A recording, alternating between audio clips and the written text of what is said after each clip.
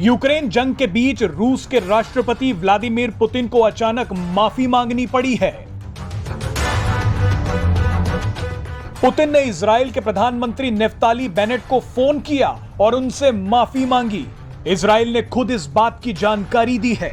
दरअसल रूस के विदेश मंत्री सरगेई लावरोव ने यहूदियों को लेकर एक विवादित बयान दिया था, जिसके बाद भयंकर बवाल मच गया था। इजराइल गुस्से में आ गया था।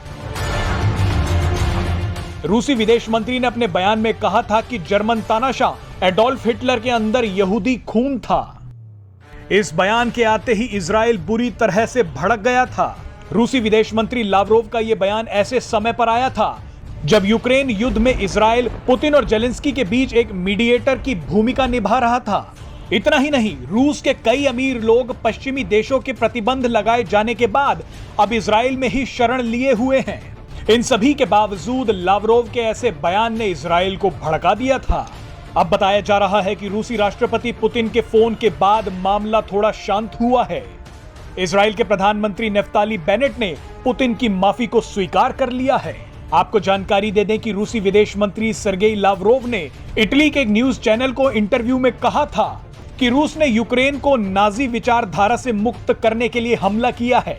सरगेई लावरोव से सवाल पूछा गया था कि रूस ये किस तरह से दावा कर सकता है कि यूक्रेन को नाजियों के प्रभाव से मुक्त किए जाने की जरूरत है, जबकि यूक्रेन के राष्ट्रपति वोलोदिमीर जेलेंस्की खुद एक यहूदी हैं। लावरोव ने कहा था कि यूक्रेन में अभी भी नाजी तत्व मौजूद हो सकते हैं। उन्होंने कहा कि मैं गलत हो सकता हूं, लेकिन हिटलर की रगों में भी यहूदियों का खून था। बहरहाल पुतिन और नेफ्ताली बेनेट की बातचीत के बाद अब यह मामला थोड़ा ठंडा पड़ा है। आपको याद दिला दें कि यहूदियों के लिए हिटलर की नफरत होलोकॉस्ट के रूप में सामने आई थी। होलोकॉस्ट इतिहास का वो नरसंहार था जिसमें 6 साल में करीब 60 लाख यहूदियों की हत्या कर दी गई थी।